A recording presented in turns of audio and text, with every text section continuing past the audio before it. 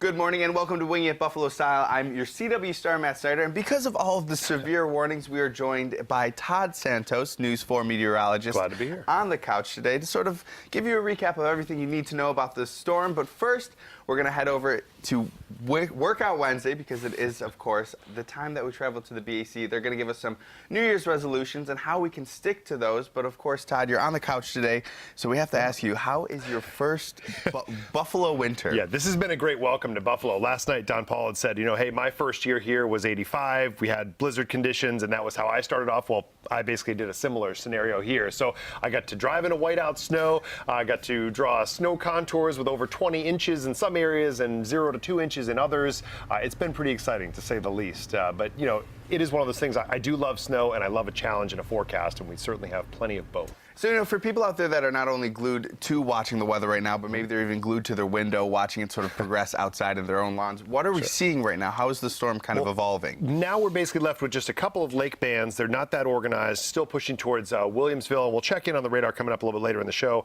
Williamsville, the downtown area, still some additional snowfall, some of it getting back to the airport, though a lot of the roadways have reopened, including the 33, where there's still snow falling. So people just need to kind of, if you don't need to head out, maybe wait till this afternoon, and then the plows can keep up with everything. But we can say that major roads and the throughways are open for travel, but take it lightly.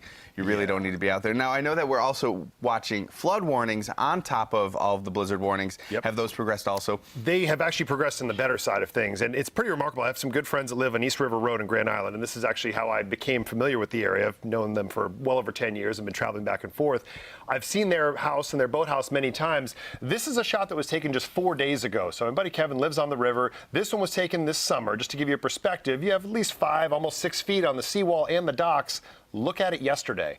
Right up to the edge of the docks, it looks like a glacier out on the lake itself, or out on the river, with some of the water at least moving by. Now, this has to do with the ice that had overtopped the boom that's right near the bridge, again, at the mouth of the Niagara River, streaming downriver and caused some of those issues around, say, Cayuga Island, the North Grand Island Bridge, and then over towards here's the Power Authority. That's where the big concern was, because if the pipes get jammed for the intake, we have problems with power generation. So thankfully, there have been icebreakers out here. Another thing that I've been super impressed with, Western New York, you have all sorts of things that a lot of other areas in the country are not prepared for the cold weather. Here, ice forms on the river, multiple icebreakers get out there, and they're working through the overnight hours, even breaking up that ice, and it's been enough. They've dropped the flash flood warning, so now less of a concern. That ice is slowly starting to go down.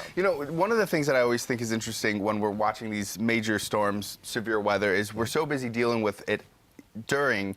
So what are these major ice blockages going to mean for Buffalo afterwards? Are we sort of thinking about what the next step is going to be? Yeah, we were actually, yesterday, Don and I were talking about what happens if the ice is still there this weekend, because Saturday we're talking about a rain event, and it could be heavy rain on Saturday. We're going to need the creeks and streams that empty into the Niagara River to work, to do their job. In this case, it's looking good that a lot of this water is moving, the water levels are receding, so that should help us out. That was one of the bigger concerns, though, is what happens if this is still jammed up and we get a bunch of rain. All right, well, thank you so much for joining us, Todd. We're going to check in with you a little bit later in the show to get your forecast. And I have to say, if you're still interested about what's happening with the weather, of course, it's very important that you follow it today because it can be, a little bit dangerous heading out there.